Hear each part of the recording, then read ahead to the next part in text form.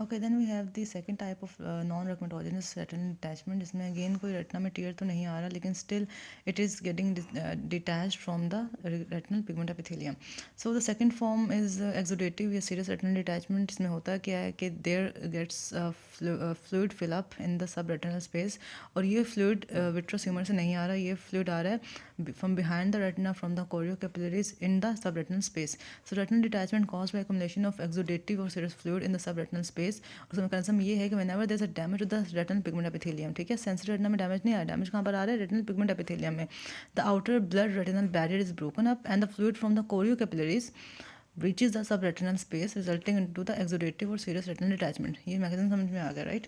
अब क्यों वो कौन कौन से कॉजेज है जिसमें हम रेटिनल पिगमेंट एपिथेलियम में डैमेज देख सकते हैं और एक्सुडेटिव फॉर्म रेटिनल डिटैचमेंट के देख सकते हैं. तो इसमें कुछ ऑकुलर कॉजेज हैं और कुछ सिस्टमिक कॉजेज हैं. ऑकुलर कॉजेज में इन्फ्लेमेशन है, posterior uveitis, posterior scleritis, excessive cryotherapy, ये कॉज कर सकती हैं damage to the retinal pigment epithelium. ठीक है, जो भी पोस्टीरियर डिजीज़ हैं, पोस्टीरियर यूवियाइटिस, पोस्टीरियर स्क्लेराइटिस और एक्सेसिव क्रायोथेरेपी. ठीक है, इसके अलावा रेटिनल पिगमेंट एपिथेलियम की अपनी इन्फ्लेमेशन भी उसमें ब्रेक कॉज कर सकती है, जिसको हम कहते हैं रेटिनल पिगमेंट एपिथेलाइटिस, जो कि सेंट्रल सीरस कोरियो रेटिनोपैथी में हो जाता है. ठीक है, सेंट्रल सीरस कोरियो रेटिनोपैथी में एपिथेलाइटिस हो जाता है रेटिनल पिगमेंट एपिथेलियम का. तो उसमें भी हमें ये फॉर्म मिलती है रेटिनल डिटैचमेंट की, एक्सुडेटिव फॉर्म.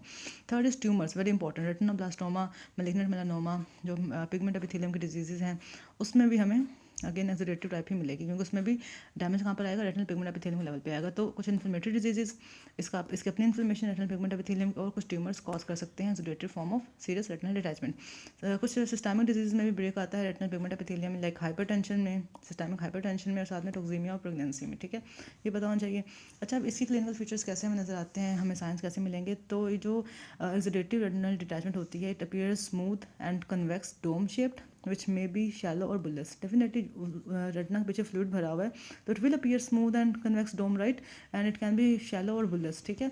अच्छा, फिर हमने कहा कि it is characterize by change in position of the detached area with gravity. Definitely वो जो फ्लूइड है it will be moving with the gravity as well. ठीक है, तो जिस साइड पे ग्रेविटी लग रही होगी वो फ्लूइड हमें वहाँ पे मूव करता हुआ नजर आएगा. ठीक है, और या फ्लूइड के साथ साथ वो डिटैच्ड एरिया पे हमें मूव करता हुआ नजर आएगा. ठीक है, इसके अलावा in bullous exudative retinal detachment the fluid moves rapidly to the most dependent position, को हम कहते हैं शिफ्टिंग फ्लूइड.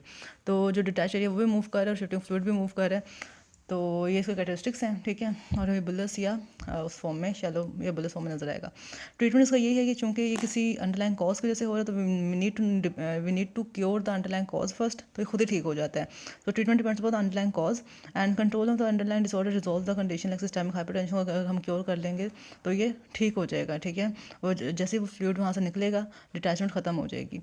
सो ये ट्रीटमेंट है एक्सुडेटिव रेटिनल डिटैचमेंट का.